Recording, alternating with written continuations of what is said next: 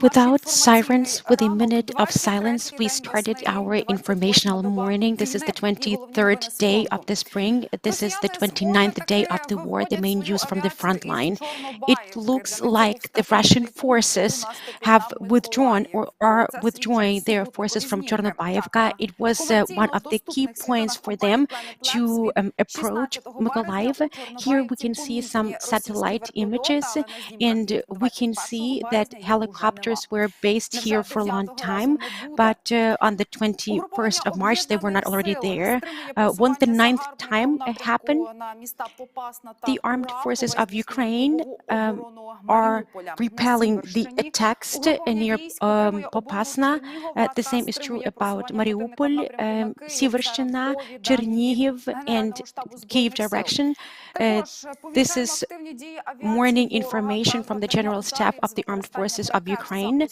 There are some activated hostilities with the use of missiles and rockets. Earlier, our air defense system hit about 17 targets, 6 airplanes, some helicopters, and UAVs. On the territory of the Russian Federation, the hidden mobilization continues to replenish the armed forces of the Russian Federation deployed on the territory of Ukraine. The Russian invaders are trying to compel to join the ranks of the Russian army those people that already have some combat experience. And there is no railway connection between Belarus and Ukraine. According to the information of our armed forces, there are active movements of the Belarusian and Russian military vehicles and equipment along the Ukraine-Belarus border. In the north of Kyiv region, active hostilities are ongoing in the vicinity of Makariv. The Russian invaders destroyed the buildings of the Pharmak company in Pavlograd, and in Dnipro region a railway station was hit. In Donetsk region, in the vicinity of Mariupol, the Ukrainian armed forces downed a Russian airplane. According to the recent information, there are airstrikes every 10 minutes. The minister from Greece wants to come to Mariupol to facilitate the delivery of the humanitarian aid. The president of Ukraine expressed his gratitude to the Greek politician, and there are still about 100,000 local residents in the town of Mariupol without water, food, and other essentials. One of the humanitarian convoys was captured on the agreed-on route in the vicinity of Manhush. More about that in the next address from President of Ukraine, Zelensky. Вільні народи вільної країни. Сьогодні був один із тих днів, які дозволяють впевнено говорити, що з нами увесь світ. It's yet another day when we can state with confidence that the entire world is with us. I was talking to the Pope of Rome this morning. We were talking about the liberated Ukrainians, about the agreed-on humanitarian corridors. I express my gratitude to His grace for His unwavering support. And I do believe that we will be able to arrange this important visit that will be of great support to all of us, to each and every Ukrainian. I also addressed both chambers of the Italian Parliament. I felt genuine and sincere support, and I encouraged Italy to tighten sanctions against Russia. They need to inflict enormous damage on those people responsible for this war, the war against us. We need to target their property, we need to target their accounts, we need to target their yachts, because they are accustomed to making money on warfare, but they want to rest and have vacation in remote places in Europe. I'm sure that new sanctions will come, and they will come this week. I'm also very grateful to Italy for their support within the EU. I also discussed the issue of our security and cooperation Євросоюзі. Важлива розмова відбулася з прем'єр-міністром Канади. Продовжуємо координувати позиції напередодні самітів НАТО і Великої Сімки, які відбудуться вже цього тижня. Джастін Трюдо підтримає нас. Особливий аспект – це безпекові гарантії для України, життєво потрібні і не тільки нам, але й усім сусіднім країнам. Через нашу безпеку, яка цементує мир на сході Європи. Я вдячний міністру закордонних справ Греції, який перший серед європейських офіційних осіб вирішив підтримати роботу наших гуманітарних коридорів у Маріуполі, щоб врятувати наших людей з міста і довести туди гуманітарний вантаж. Дуже важливий для кожного і кожної. Станом на цей день у місті перебувають близько 100 тисяч людей в нелюдських умовах, в повній блокаді.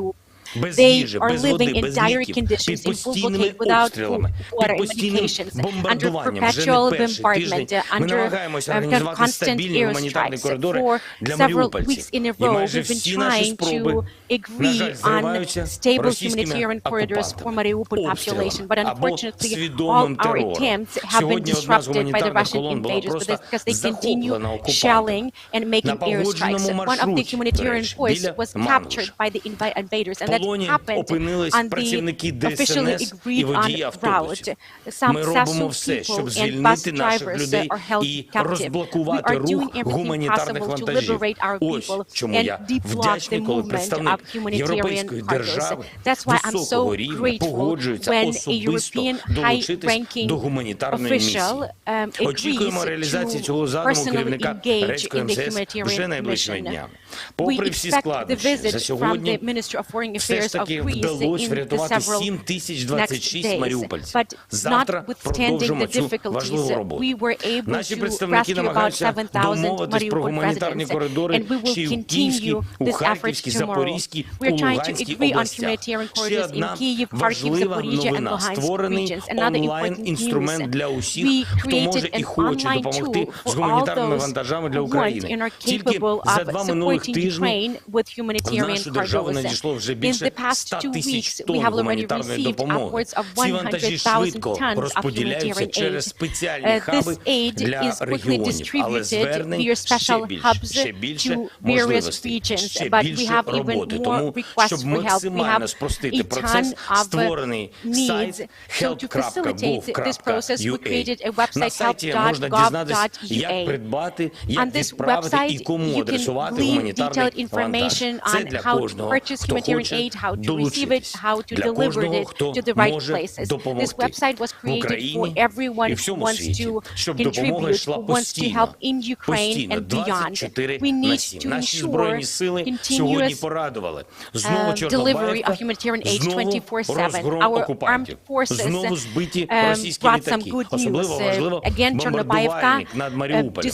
І так буде з кожним, хто вбиває наших людей, мирних людей на нашій мирній землі. Хочу ще раз повторити усім російським льотчикам, які не думають, який наказ вони виконують. Вбивство цивільних – це злочин.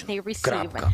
І ви будете відповідати в будь-який спосіб. Сьогодні чи завтра. Це менш важливо. Головне, що неминуче. Продовжуємо працювати на різних рівнях і заради того, щоб спонукати Росію до миру, до припинення цієї жорстокої війни. Працюють українські представники в переговорах, які продовжуються фактично щоденно. Складно, дуже, часом скандально, але крок за кроком йдемо вперед. Також я вдячний усім міжнародним посередникам, які борються за Україну, за Європу, за правду, які доносять в Москву реальну картину, чесно, і спонукають дивитись реалістично на те, що відбувається у боях, і на те, що світ не зупиниться у захисті правди, нашої правди. Цього тижня 3 важливі саміти Великої Сімки, НАТО і ЄС, нові пакети санкцій, нова допомога. Будемо працювати, будемо боротися, як тільки ми можемо, до останнього, хоробро і відкрито, на всіх цих майданчиках, з повною енергією, на результат, з усіма нашими силами і не втомимось, відпочинемо, коли переможемо. А це точно буде. Слава усім нашим героям. Слава Україні! І для тих, хто хоче нам допомогти, уряд максимально спростив перетин кордону для гуманітарних вантажів. Необхідний лише один документ із декларацією. Немає необхідності в переліку товарів і від вас не вимагатимуть довідки відповідних консульних адміністрацій чи інших органів влади. 14 країн Європи не вимагатимуть дозвільних документів. Вказуємо відправникам утримувача фактично місця розвантаження, вид допомоги. Це все. Можна ввести всі легальні товари, and the weight of the cargo, and this is the extent of it. So there will be no restrictions whatsoever. Some EU member states also exempted Ukrainian transport operators from road toll, and we are very grateful to whoever supports us. Healthcare professionals all over the globe have proven yet again that medical aid does not have any borders. Earlier, a mobile hospital was deployed in Lviv region by the Israelis, and medical aid will be delivered there not only to the refugees, but to the locals alike. Облаштували шпиталь на базі однієї із місцевих лікарень. Сотня медсестер та лікарів з усіх куточків Ізраїлю прибули сюди як волонтери.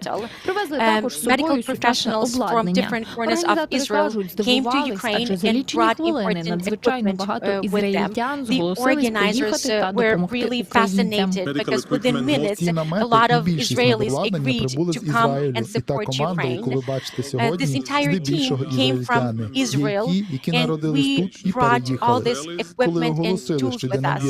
There are people who were born in Ukraine, but then they migrated to Israel. And when we heard of this call for action, we were able to put together this group of people within minutes. Які народились в Україні, There are also professionals here from Israel that were born in Ukraine, but they live and work in Israel. They are saying that they do not just observe. Я сам народився в Україні, маю багато історію, багато друзів, я навчався здесь в медицині. Моя рідна сестра, вона проживає у Києві, та вона тікала в Ізраїль. Так що це було не просто чути, побачити все, що відбувається. І у такі моменти ти бажаєш та хочеш прийти та допомогти, і це те, що ми робимо. Польовий шпиталь для оперативної допомоги розділили на сектори для дорослих, породіль та малечі. Тут показують, є все необхідне. Інфузії, все перев'язочні матеріали, антибіотики, усі спектр медичних лікарств. Центр допомоги розрахований на 60 місць. За день тут планують приймати декілька сотень людей. Ідея в цього госпіталя полягає в чому? Близько до одного з пункту пропуску він може обслуговувати людей, які того потребують, які переміщаються за кордон. Або внутрішньо переміщені всі які залишаються. Тут, з другої сторони, тим госпіталем може користуватися місцеве населення. Працюватимуть іноземні медики разом з місцевими, будуть ділитися досвідом. Окрім того, фахові поради щодо кожного окремого випадку отримуватимуть з ізраїльських клінік. Як механізм пояснює рентгенолог. В эту же секунду, когда я сделал снимок, увидеть сразу на компьютере у меня сам снимок. И эти снимки посылаются автоматически тоже в Израиль. И специалисты в Израиле могут посмотреть эти снимки и давать результаты больным. Найбільшим результатом допомоги підсумовують в ізраїльському МЗС якраз і став проект польового шпиталю. Адже зараз ізраїльтяни, незважаючи на щоденну небезпеку, хочуть бути тут. Ми надіслали більше сотні тонн гуманітарної допомоги та медичних препаратів для Львова 2 тижні тому. Ми прислали великі генератори електроенергії для лікарень в цьому регіоні. Ми допомагаємо біженцям на кордонах. Але госпіталь – це найважливіша частина, тому що 100 ізраїльтян прибули саме в Україну. Пункт допомоги на Львівщині працюватиме щонайменше місяць. Зоряна Пилипишин, Олег Гасюк, програма «Очі». Дякуємо усім тим, хто підтримує Україну у Лондоні. Український прапор проектують на посольство Російської Федерації. Також у цій столиці на аукціон анонімно виставили унікальну антивоєнну картину Бенксі 2005 року. Торги нею продовжиться до 27 березня. Всі кошти, які отримають від продажу, скерують на допомогу київському Охмаддиту. У Берліні на благодійному концерті на допомогу Україні зібрали 20 тисяч євро. Захід відкрив 16-річний Єгор Бахмут. Його батько працює військовим хірургом, а мати служить у Нацгвардії. Площа перед російським консульством у Торонто отримає нову назву «Площа вільної України». Це стане символом солідарності Торонто з Україною та канадськими українцями. Посольство Росії і Латвії зобов'язало впродовж 3 місяців прикріпити на своїй будівлі табличку з новою назвою вулиці. Це вулиця Незалежності України. А мерія Парижа проголосувала за присвоєння столиці України Києву почесного громадянства. І це вперше таку відзнаку отримує саме місто. Що ж, не протиповітряна оборона, але все-таки приємно. А ще приємніше чути ось такі новини. Війна з Україною коштуватиме Росії більше, ніж дефолт 1998 року. Так прогнозує рейтингове агентство Fitch. Агентство прогнозує падіння економіки Російської Федерації на 8% 2022 року. До речі, дефолт 98 спричинив падіння ВВП на 5,4%. Впали на репутаційне дно. Російським пропагандистам Ользі Скабєєві і Дмитру Кісельову оголосили про підозру у посяганні на територіальну цілісність України. За українським законодавством їм може загрожувати довічне позбавлення волі. Також повідомили про першу підозру військовослужбовцю РФ за зґвалтування, порушення закону та звичаїв війни. Про це написала генпрокурорка Ірина Венедіктова. Нелюда вже оголосили у розшук, а до суду подали клопотання про його затримання. І законодавчі ідеї щодо інших варварів. Спалювання сухостою в Україні під час війни можуть прирівнювати до диверсій. За минулу добу лише на Львівщині затримали понад 2 десятки паліїв трави. Двох довелося шпиталізувати через отримані опіки. В одного з чоловіків уражені 80% голови, а також голову, ноги та руки. На час воєнного стану підпал трави можуть розцінювати як диверсію, а масштабні вогнища як подання світових сигналів ворогу. І це передбачає кримінальну відповідальність, а диверсії в час війни каратимуть позбавленням волі на термін 15 років або довічне позбавлення волі із конфіскацією майна. Шкільна освіта та літр горілки. Служба безпеки України створила портрет пересічного російського окупанта на основі службових записок полонених. Що ж, звичайний російський загарбник має лише шкільну освіту, ходить в одних обучах 3 місяці поспіль, також обов'язковий елемент його раціону – це літр горілки, медовуха і навіть антифриз. Але щоб не померти від випитого антифризу, російські військові проходять спеціальний інструктаж, де ставлять підпис під тим, що антифриз – це отрута. Що цікаво, теж у графі «Соціальне походження» росіяни, як у часи столітньої давнини, вказують пункти із робочих, із крістян. Напевно, в Росії не знають, що на вулиці 21 століття і такі поняття дещо застарілі, розповідають у Службі безпеки України. Заради нашої безпеки перший заступник міністра внутрішніх справ Євгеній Єнін закликає громадян, які вимушено полишили свої домівки, де у зонах, де тривали бойові дії, аби ті не поспішали повертатись. Цитую, хочу закликати усіх зберігати обережність, спокій і уникати поспішного повернення до покинутих будівель, оскільки там можуть чекати неприємні сюрпризи. Покинута зброя, боєприпаси, відповідне мінування, міни розтяжки і багато іншого, що око пересічного громадянина непідготовлене може не помітити, сказав він. Тож зберігаємо спокій і чекаємо, поки офіційні служби, рятувальники чи поліція повідомлять, що у тих територіях, у тих будинках безпечно, що тоді можна повертатися. Дивитися погоду, хіба що з вікна. Росію позбавили метеопрогнозів. Європейська організація супутникової метеорології ЮМЕТСАТ. Вона припинить ділитися даними із Росією. Справа в тому, що такі дані можуть мати важливу роль у плануванні хімічних чи навіть бактеріологічних атак. Яка погода у ранковому Львові, з яким настрою місто прокидається, наша Катерина, коли півбачила, все розкаже і покаже нам. spirits, what are the spirits Вітаю, that you leave українці! this З вами morning журналістка with Першого our Західного Катерина Пилипів. Я вкотре зустрічаю свій ранок у центрі Львова, аби перевірити, як тут атмосфера, і показати вам. welcoming this morning in the central part of the Сьогодні city. я на Just площі to Адама Міцкевича, поруч із проспектом Свободи, I стою, власне, біля am пам'ятника on Адама Adam Міцкевича Mickiewicz Square right now. і I'm планую standing right next прогулятися to у the бік вулиці monument. And my Театральної.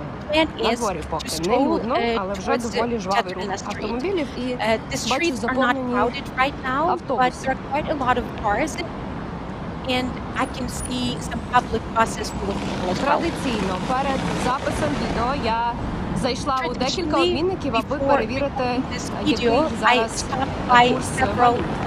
І foreign сьогодні currency долар і exchange євро коштують points трохи дешевше, ніж check the учора. exchange rate. Долар коштує It's a little bit 32,60 або lower than 32,80, залежить від обмінника, а 32.20 євро 36,20 або 36.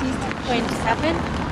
Мені довелося перервати відео, аби безпечно перейти дорогу, тому ви можете зараз спостерігати за дивом монтажу, і я вже опинилася на вулиці Театральна. Хочу поглянути, чи працюють тут магазини, кав'ярні, ресторанчики, книгарні. Бачу, на деяких магазинах таблички «Ми працюємо» із новим графіком роботи відповідно On до some doors, комендантської I can години. see notes with the new working hours in Бачу line with також the на curfew. деяких, поруч з деякими ресторанчиками і магазинами вже світяться Next to some ліхтарики, це restaurants означає, and що вони вже, stores, мабуть, I відчинені. can see that Це the lights відео для inside are всіх, already хто on, зараз не у which Львові most і дуже за likely ним сумує. means Я вас that проведу these трошки його institutions are вуличками. open.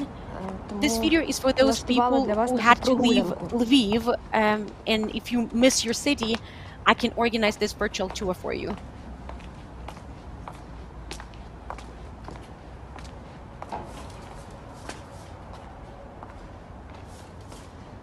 У Львові знову сонячно, і з кожним днем усе It's тепліше. sunny in Lviv. Сподіваюсь, день and мене day так in, само day спокійно, out. як і The weather ніч is без getting тривог.